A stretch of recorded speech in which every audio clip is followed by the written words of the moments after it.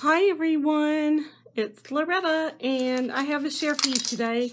I am doing a swap on a Ning site called Creating the Crafty Life. Actually, I just think it's a website now, creatingthecraftylife.com. And we are doing a neutral lace and trim swap. It's not due for a while, but I have, as you know, the craft fair series that I'm still working on. This gives me a really good chance to take a break from that. And so the first thing I'm going to do is address the tags. Hello, tag. All right, I'm silly. If you have not ever watched my channel before, get used to it. If you don't like silliness, you might not want to be here. So I'm just taking a Copic marker. This one happens to be E25. And I am going around this tag. This tag was cut with an AccuCut gram mark machine. And I think it is tag number 10. I will look it up and try to remember to leave the information in the description box. So you need 3 laces, 3 trims, and a tag that's got a stamped image on it, which I'm going to address that in just a little while. So first, I'm just going to outline the 3 tags that I need for the swap with my Copic marker. I'll probably just fast forward you guys through this part.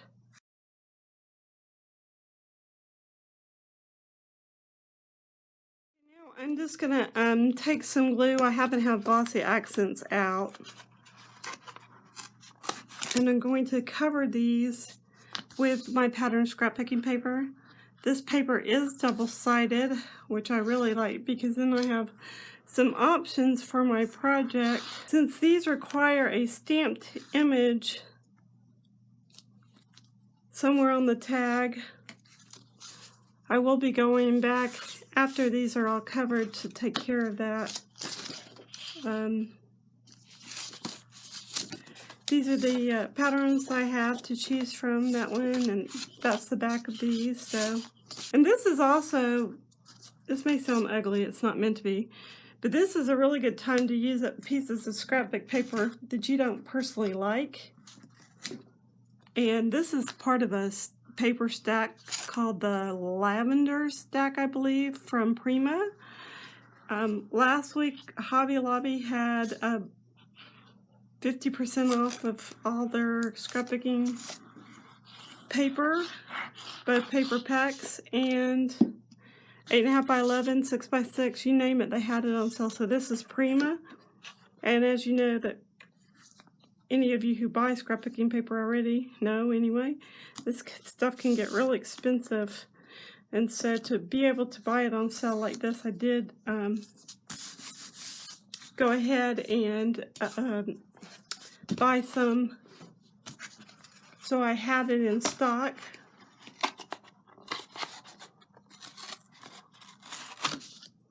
The quality is pretty darn decent for this, and so that's good. And it doesn't matter if you put the adhesive on the tag, the part that you're covering the tag with, or the chipboard. I'm using chipboard because it is sturdy. Use good quality materials when you work.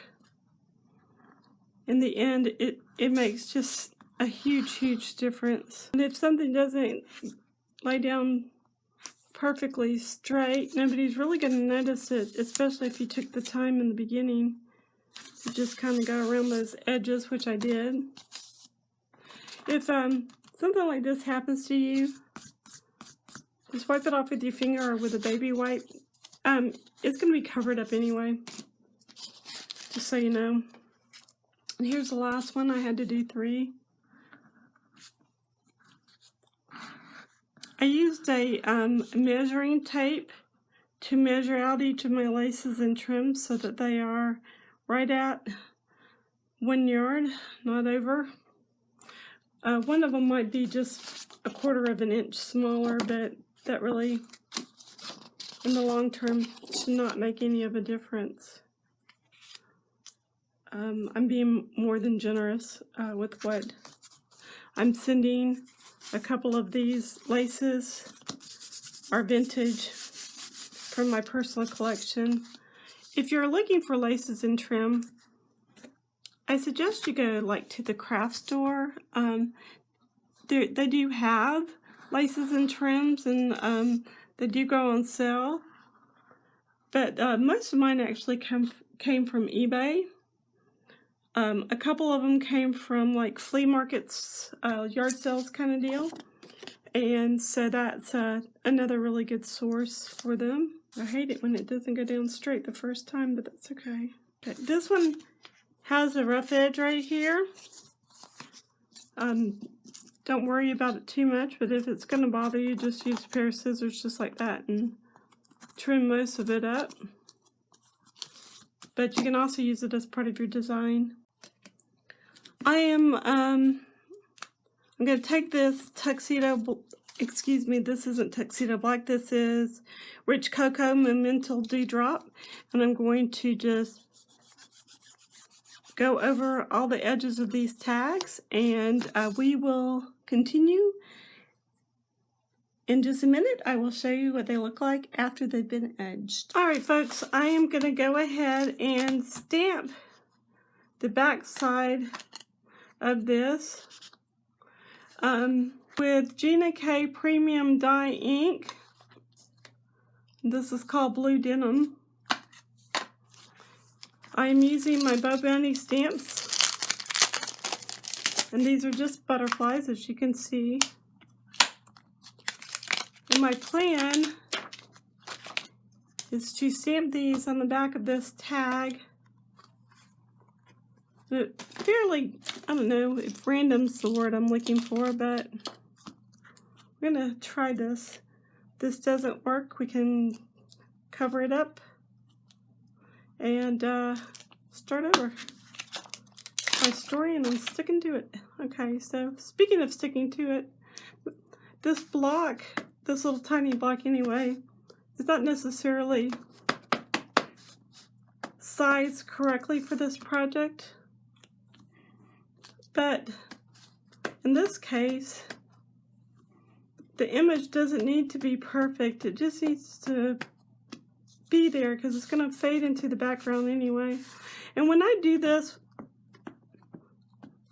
especially when it's a new stamp, I like to ink it up and stamp it off onto scratch paper several times, just so that I can transfer as much of the ink as possible. You can use a larger stamp positioner if you're working on a piece that is, this big, but it certainly isn't, like an unnecessary thing. And you're going to do that for all three. Well, I'm going to do that for all three of my tags that are going to have the ribbon and lace on them. You can also just tap most of the ink off. I am just putting these to the side until I can get around to cleaning these stamps properly. I do use baby wipes to clean my stamps. My personal opinion about stamp scrubbies and like the chamois things is that they are bacteria catchers. Let's think about it. You're going to use that chamois over and over again until it's, really bad, and clean it, and all you're doing is cleaning it and then putting it back in a container, probably the same container you had it in, that's full of germs, bacteria, and heavens knows what. I have 3 dogs. I know what flies around this house, and right now I'm hoping that the visual stabilization of my camera will work properly because I keep bumping into it. And if you're cleaning off your stamp this way, you can press it down, then give it a little bit of a turn, and it gets 95% or more of the ink off your stamp that way. You could fill this in with a different color if you want. So just to kind of change it up, I've got this pigment ink. This is a Studio G1. I can't tell you how long I've had it, probably years. I found it when I was cleaning up my craft room, which I do need to do a tour. I've got several requests to do that, and I just keep forgetting. You don't need to really squish your stamp into this kind of ink because it's so wet, you're just going to smear it everywhere.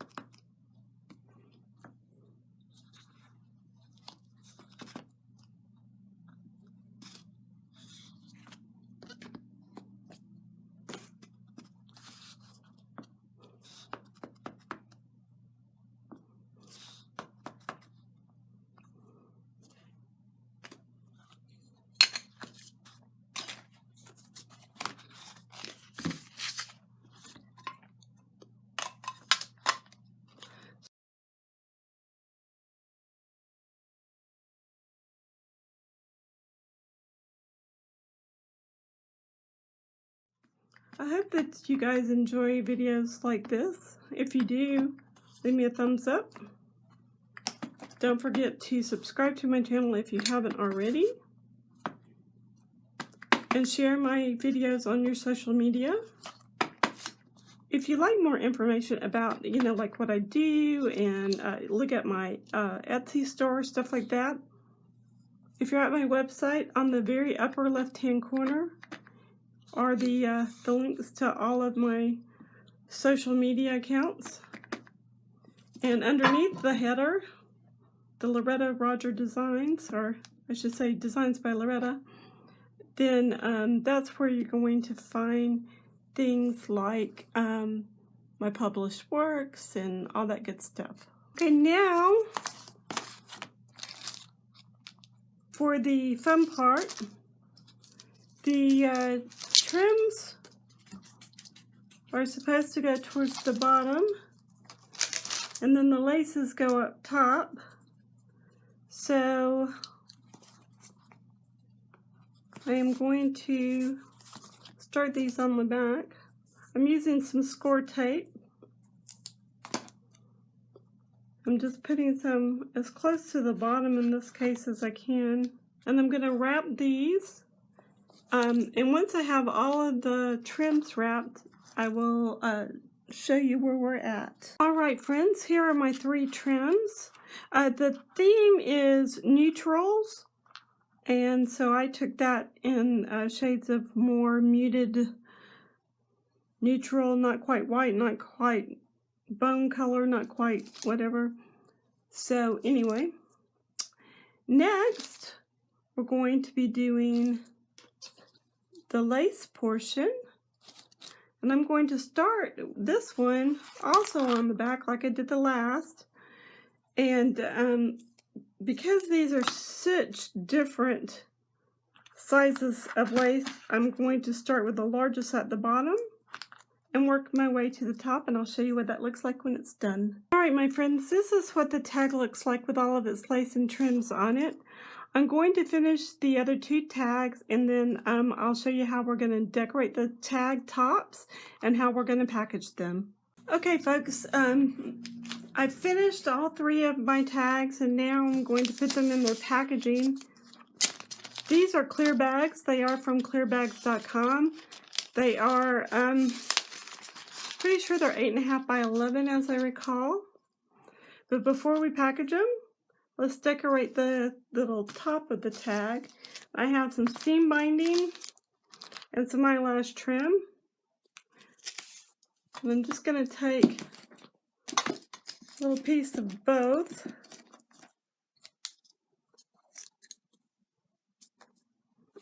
I'm just going to take the tag and use it as my guide. And I like the eyelash trim. I just think it's kind of fun and funky with the tag colors. I think it matches really well. So I'm just going to take my lace, my seam binding, and cut a piece of the eyelash trim to the same dimensions or length. Now this is going to go right in here. going to separate it and pull it through. Straighten out any little knots or anything that may have happened. This one's got a knot in it, so I'm just going to clip that out. So this one is done. So I'm going to slip it into my plastic bag with the side that I want facing out towards the front.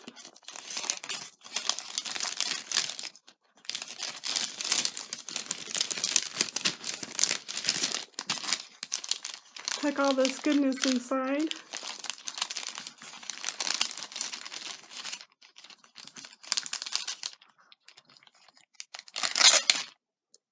Just like that. Now, seal this up.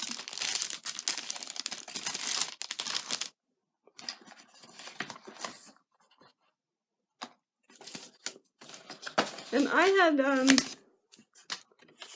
initially cut more tags than I needed for this project. And as you can see, that worked out real well for me. So I'm just going to see how much I need to cut off. My guess is almost 2 inches. Let's see how wide this puppy is. Of course, you can use a measuring implement to do this, but you don't really have to. See the paper trimmer? Okay, it's actually smaller than 8.5 by 11. It's 8 by probably. Yeah, it's 8 by 11.5. So I'm going to cut this down to the about 8 1/8, just to give it that little bit of room. Which side do I want out? Let's just like this. Hindsight's 20/20. I wish I had already plugged my glue gun in, but I didn't. So I'm going to do these other two the same way, 1/8 and 1/8. Now to keep this kind of in the matching frame of things, I am going to go ahead and use some ink.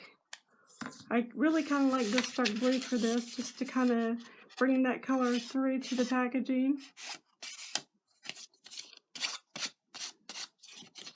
It doesn't, you don't need to do any kind of special blending.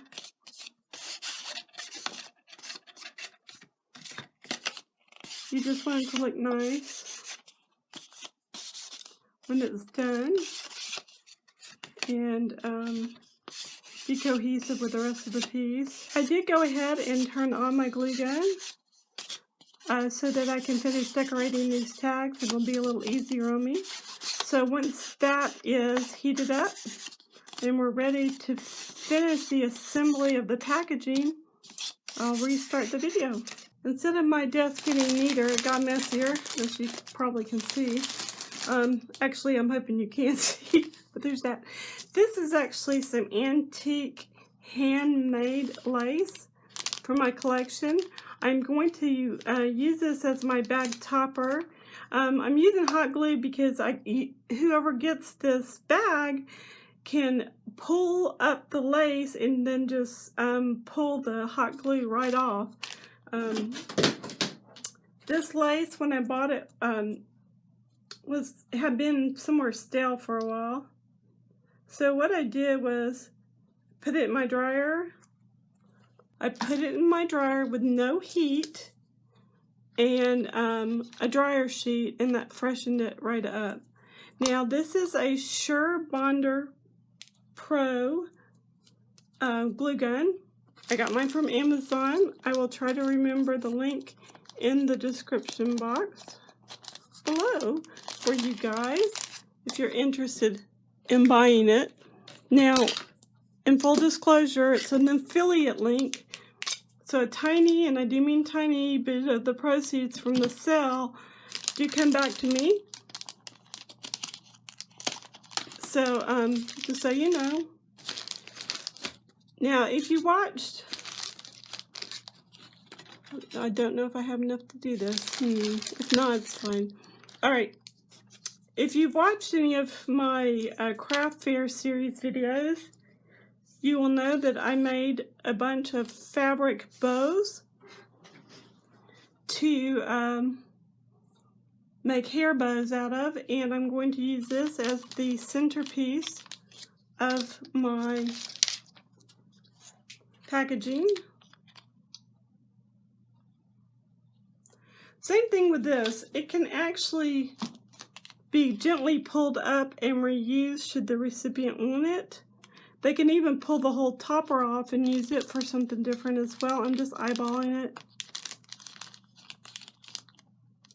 I used a fabric stiffener for this one instead of using like a Mod Podge or anything. For one thing, it dries faster. And it really, as you can see, it holds its shape really well. So we're going to do this one the same way. Blue will, the lace will definitely cover up any mistakes. I really hope that the people who are going to get these like them. This has definitely been a labor of love. My camera battery was starting to die, which is why I didn't film every little detail for you guys. We do live in northern Alabama, where God still lives, and we exercise our right to the Second Amendment. So it is not really uncommon out here in the country where we live to hear gunfire. And I think it might be the neighbor right across the street from us because my puppies are going crazy. I actually was going to use this bow on a different project, but I like it better on here. So there you have it. There's the first one, the second one, and the third one. They're all done. I hope you guys have enjoyed this video. Once again, leave me a thumbs up, subscribe if you haven't already. Stay happy, be a blessing. I'll see you guys soon. Bye for now.